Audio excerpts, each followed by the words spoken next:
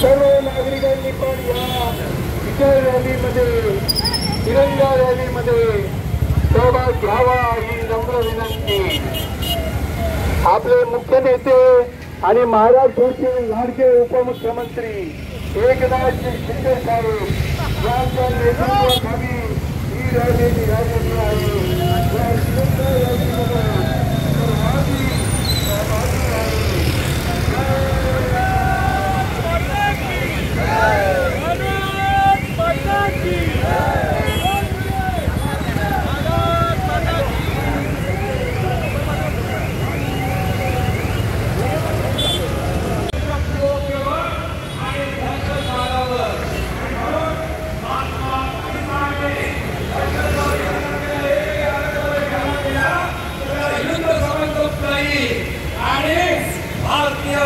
लष्कर त्यांना मुंहतोड जवाब देतील आणि म्हणून 2 दिवसामध्ये पाकिस्तानची काय अवस्था झाली हे संपूर्ण देशाने पाहिलंय आणि म्हणून पाकिस्तानने आपल्याकडे भारताकडे वाकड्या नजरेने पाहण्याची हिम्मत करू नये अशा प्रकारचं शौर्य आपल्या भारतीय लष्कराने देणारी आहे आणि सैनिकांना स्फूर्ती देणारी आहे।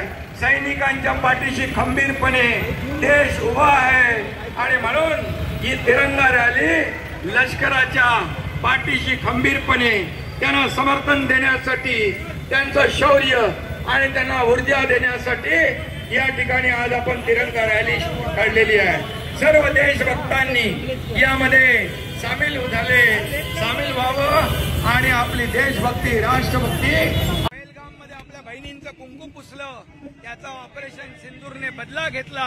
खून का बदला खून से ईद का जवाब पत्थर से आणि आता तर प्रधानमंत्री म्हणाले गोली चलेगी तो तोप गोला चलेगा आणि म्हणून मी आदरणीय प्रधानमंत्री नरेंद्र मोदीजींचं पण अभिनंदन करतो आणि लष्कराच्या तिन्ही सेना यांचे अभिनंदन करतो आणि म्हणून त्यांच्या पाठीशी पूर्ण देश आहे म्हणून ही तिरंगा रॅली काढलेली आहे।